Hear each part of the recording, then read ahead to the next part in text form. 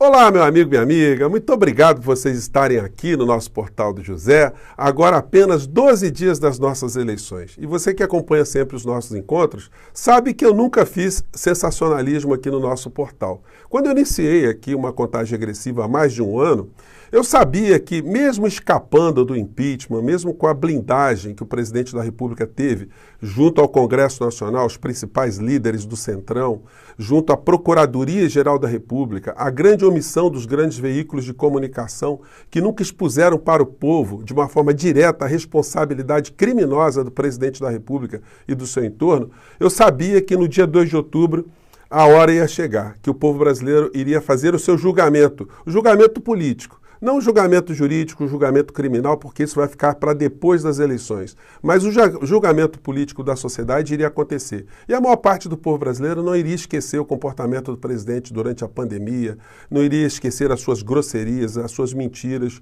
a sua cruzada a favor da morte, a favor das armas, a sua enganação religiosa junto com outros pastores, empresários. Tudo isso viria à tona.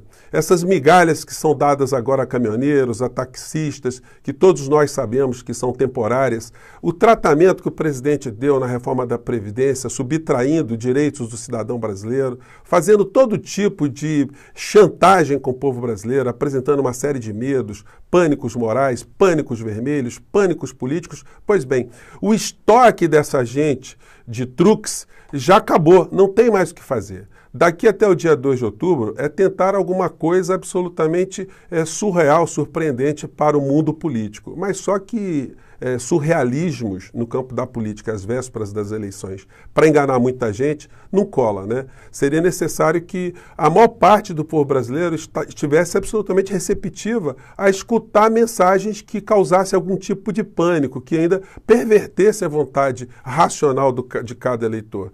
E isso está absolutamente fora de cogitação. Então nós vamos ver agora uma agonia maior do presidente da República, da sua campanha, e cada vez mais um desespero. Isso pode motivar alguns atos translocados a partir do dia 2 de outubro. Mas será que essa gente vai ter condição de conseguir algum tipo de apoio para esse tipo de insanidade que eles pensam em praticar aqui no nosso país? Pois bem, vou analisar com vocês os últimos acontecimentos, mas antes de mais nada, se você está chegando agora no nosso portal, quero te convidar a se inscrever. Você que é muito bem-vindo, conheça os nossos outros vídeos, compartilhe, dê o seu joinha, mande seus comentários, enfim, participe dos nossos chats, que todos os dias eu abro aqui entre 5 horas, 5 e meia, que está muito bacana, muita gente chegando, o nosso clube de membros também está crescendo, e são formas de você atuar politicamente nesse processo aqui no nosso país. Nós não somos apenas espectadores. Pessoas como eu e você somos formadores de opinião. A gente conversa com as pessoas e a gente consegue levar algumas informações, alguns dados, alguns fatos que eles não estão vendo pelos grandes veículos. Então, vamos embora. Gente, a introdução hoje foi um pouco maior, mas é porque tem muito assunto, né? Em primeiro lugar, é o seguinte, o governo Bolsonaro foi um governo de uma grande falcatrua midiática, de uma maneira geral. Ele se nutriu ali nos bolsões, do cercadinho, as informações e desinformações que sempre foram feitas por esse segmento, sem contestação dos grandes veículos de comunicação, porque uma simples matéria investigativa poderia revelar isso que a Folha de São Paulo está revelando hoje, o UOL, que mostra que algumas pessoas desse cercadinho estavam sendo remuneradas para fazerem perguntas, para levantarem a bola para o presidente da República para ele fazer a sua mitagem, né? Tem um podcast hoje no UOL, eu vou compartilhar aqui um trechinho com vocês, eu acho que dá para escutar. Não tem imagem, mas tem o áudio aqui que é explicativo por si só. Vamos lá. Meu presidente, eu vim do Rio de Janeiro só para te ver. Era 13 de abril de 2020. No meio dos apoiadores de Jair Bolsonaro, um homem lança uma pergunta. Presidente, o que você achou da entrevista do Mandetta ontem no Fantástico? Eu não assisto a Globo. Só que aquele era um apoiador falso. O publicitário Beto Viana revelou à Folha, em uma reportagem publicada hoje, que recebeu dinheiro para se passar por bolsonarista e levantar a bola para o presidente. E aí eu fiquei até meio sem graça, que eu imaginei que ele ia falar alguma coisa, falar da entrevista e tal. Não, mas era uma pergunta pra ele poder imitar. E aí ele imitou, e os apoiadores, mito, não sei o quê. A cena foi imediatamente divulgada nas redes bolsonaristas. Era o começo da pandemia e o então ministro da Saúde, Luiz Henrique Mandetta, tinha dado uma entrevista à TV Globo dizendo que os brasileiros não sabiam a quem ouvir, o ministério ou o presidente. Beto Viana disse aos repórteres da Folha Gabriela Biló e Ranier Bragon que foi contratado para perguntar ao presidente sobre as declarações de Mandetta e que o plano era que ele agisse como se fosse só um admirador de Bolsonaro. Quem passou a missão para ele foi uma pessoa chamada Anderson, do canal bolsonarista Foco do Brasil. A página foi criada por Anderson Azevedo Rossi e hoje tem quase 3 milhões de inscritos no YouTube. Aí eu cheguei lá, ele pediu pra eu chegar lá às 5h40 da manhã, lá na porta do palácio. Foi umas 6h20 mais ou menos, ele me ligou. Aí ele me ligou e perguntou pra mim se eu tava a postos lá, falei que tava. Ele falou, ó, você tem como fazer uma entrevista com o presidente? Eu falei, tenho. Você fazer uma pergunta, ele não é uma entrevista, fazer uma pergunta para o presidente? Eu falei, tenho. Aí ele pegou e falou assim, não, então você vai fazer o seguinte, eu vou te mandar a pergunta aí no seu WhatsApp, você faz essa pergunta pra ele. Aí ele me mandou, ele mandou o texto do jeitinho que era pra eu falar. Assim que Bolsonaro chegou à portaria do palácio, Beto teve a impressão de que foi reconhecido pelo presidente. E aí quando ele desce aqui do carro, ele olha pra mim, então tipo assim, um cara gordo desse tamanho com a camisa florida, ele ia saber quem era. Aí ele já desce, olha pra mim, dá tipo um sinalzinho assim, eu entendi que ele entendeu quem eu era. Sim. E aí eu vim pra cá. O publicitário. Ou seja, tudo combinado e o cidadão aí guardou os recibos, guardou tudo, né? Então tá tudo documentado, essa falcatrua. O canal é esse aqui, o canal Foco do Brasil, tem muita gente que assiste, enfim. Mas é o modo que essas pessoas atuam, né? E agora, com essas revelações que estão sendo colocadas a público, o que é que essa gente pode fazer mais? Mais cercadinhos com gente remunerada? Pois bem, os jornalistas, eles pararam de ir ao cercadinho porque eles estavam vendo que tinha muita coisa ensaiada ali, né? Então virou apenas uma peça publicitária para o presidente ficar falando as suas grosserias e reverberar pelas redes. Mas vamos lembrar aqui que dentre essas bravatas, teve uma que se adequa muito aos dias de hoje. Vamos relembrar aqui, né? Porque isso que ele está dizendo aqui está se aplicando a ele hoje, né? Vamos lá. Todo que tomem, mas de modo que seja ouvido o colegiado. Acabou, porra! Isso aí, gente, já tem 3 anos, tá? Que ele disse que acabou e não acabou, não. Tá acabando, é para ele agora, né? E hoje mais cedo eu fiz aqui um encontro com vocês falando da participação do presidente na ONU. E, como eu disse a vocês, não resta absolutamente mais nada para ele falar, a não ser inventar mentiras e criar pânicos, criar medos. Mas o medo, ele só tem chance de ser implementado, né, se você tiver uma predisposição, se você tiver uma defesa no seu cérebro que já foi vencida, que você acredite em qualquer coisa. É como se ele dissesse que agora, que se ele não for eleito, o Brasil pode sofrer aqui um ataque de piranhas voadoras. Enfim, vai ter gente que pode até acreditar, mas a pessoa minimamente dentro do campo da racionalidade não vai acreditar. É por isso que quando a gente vê esse tipo de filme, que tem o título de Piranhas Voadoras, a gente olha e começa a rir, né? Confiram aqui comigo aqui essa pequena cena aqui que eu vou compartilhar com vocês. Vamos lá, o cara aqui morrendo de medo aqui das piranhas voadoras.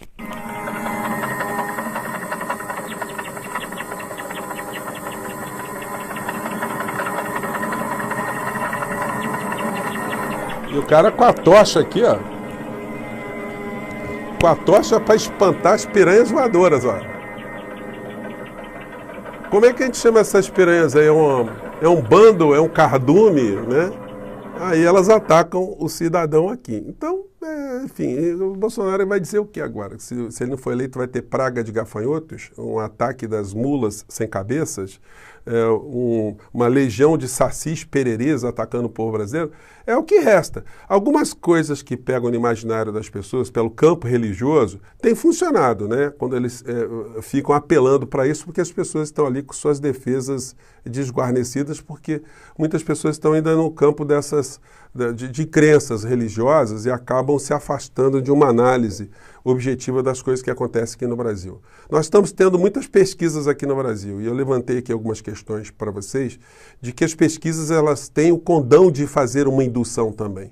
Se nas pesquisas atuais fossem pautadas algumas questões que atingiram nossa história recente, o que aconteceu contra o povo brasileiro, o Bolsonaro, nessas pesquisas, ele estaria detonado. Por exemplo, essa pergunta que eu fiz aqui no nosso portal, que já tem mais de 47 mil votos. Nesse período eleitoral, algumas questões não foram formuladas nas pesquisas. Façamos a nossa. Na sua opinião, como você avalia o comportamento de Bolsonaro durante a pandemia? Bolsonaro ampliou o número de mortos no Brasil. 95% das pessoas do nosso portal cravou essa. Bolsonaro cuidou da saúde do povo. 2%. Bolsonaro não influenciou em nada. 3%. Vocês já imaginaram um questionamento desse colocado em rede nacional? Para as pessoas refletirem sobre o que foi o Bolsonaro aqui no nosso país? Pois bem, ele não estaria com a menor chance de estar disputando absolutamente nada. Hoje eu comentei com vocês mais cedo a participação de Bolsonaro lá na ONU. E como eu disse a vocês, não foi só Bolsonaro que esteve lá na abertura dos trabalhos da ONU, né? A gente pode pegar aqui vários líderes aqui, a gente pegar vários personagens. Durante o dia inteiro a gente vai ver aqui, aqui na imagem da Deutsche Welle. Não está dando para colocar aqui, gente, mas muitos líderes falaram depois de Bolsonaro. O líder da Bolívia, Equador, Suriname, enfim, aqui é o Petro da Colômbia, enfim. Vários que a gente vai vendo aqui, o Erdogan da Turquia, bom, enfim, poderia colocar vários para vocês aqui, mas não vai dar, tá? Só para mostrar que não é só o Bolsonaro que teve ali. E se todo mundo for fazer análise de tudo que todos os líderes falaram ali, realmente ia ser um negócio que ia ocupar o noticiário de uma maneira geral. Então aquilo serve mais para palanque, para as pessoas, para os chefes de Estado mandarem algum recado ali, enfim. E, obviamente, hoje à noite, quando você for ver os telejornais, dificilmente você vai ver uma matéria cobrindo o Bolsonaro e o mesmo espaço dado a outros líderes de outros países falando alguma coisa. Aqui é a bancada, né? De puxa-sacos que o Bolsonaro levou para lá para gastar dinheiro público e para fazer a sua campanha. Só pessoas para coordenar a sua campanha.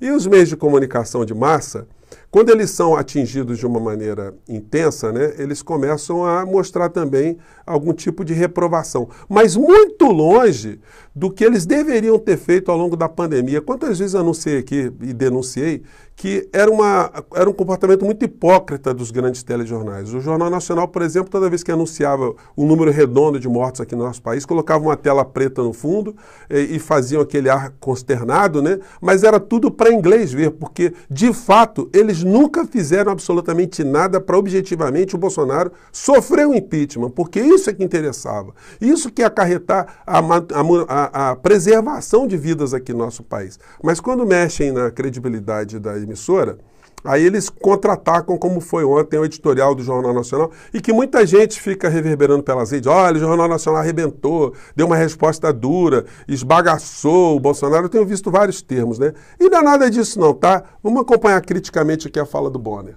Os falsos coincidiu com declarações públicas do candidato Bolsonaro, em que despreza as pesquisas eleitorais dos institutos IPEC e Datafolha, e afirma sem nenhuma base nos fatos que qualquer resultado das urnas que não seja a vitória dele em primeiro turno significará que algo errado terá ocorrido no TSE. Levantar suspeitas sobre a justiça eleitoral é uma afronta à democracia brasileira e deve ser denunciada. Denunciada por quem, William Bonner? Denunciada a quem? O que objetivamente a emissora fez para colocar esse tipo de crítica de uma forma consequente para o povo brasileiro? O mesmo Jornal Nacional que está fazendo esse tipo de crítica não mostrou o presidente da República gastando dinheiro público e fazendo criticamente uma matéria sobre isso, que levou o pastor Malafaia, levou um padre, levou o filho, levou o maquiador. Isso não foi exposto. Que fez baderna em Londres no meio de uma comoção nacional, de uma situação de respeito à líder daquele país que estava sendo enterrada naquele dia. Isso não foi exposto, isso não é colocado. Esse séquito de pessoas que vai com o Bolsonaro para fazer campanha política, que é um crime eleitoral, é uma iniquidade, é crime de responsabilidade, isso tudo não passou pelas lentes do Jornal Nacional. E aí eles fazem ali um ponto para mostrar uma certa independência e muita gente acredita que esse tipo de crítica faz parte do cotidiano da empresa. Isso acontece em veículos específicos, como na Globo News e no jornal impresso. Mas na mídia que vai para o povão, a alienação é total. Justamente porque eles querem preservar, até os dias de hoje, a figura de Bolsonaro para preservar o modelo econômico, preservar os ganhos de grandes grupos econômicos. Bom, a gente vai vendo repercussão ainda de Bolsonaro lá na ONU. O uso eleitoral da ONU por Bolsonaro gera indignação entre estrangeiros, que fica todo mundo estupefato, né? Pô, o cara veio aqui ficar falando de mentiras aqui, ficar fazendo crítica à esquerda, ficar falando de ideologia de gênero, ficar falando de assuntos absolutamente internos, que não tem nada a ver com a realidade do resto do planeta. Então pegou muito mal. O Estadão fez uma matéria agora. Na ONU, Bolsonaro repete dados enganosos sobre Petrobras, meio ambiente e economia. E é isso que está acontecendo. E até o Centrão, na matéria aqui do IG, do portal IG, está dizendo, passa a desconfiar do QG de Bolsonaro. O Centrão passa a desconfiar do QG de Bolsonaro. Gente, porque o estoque acabou. Não tem mais o que fazer.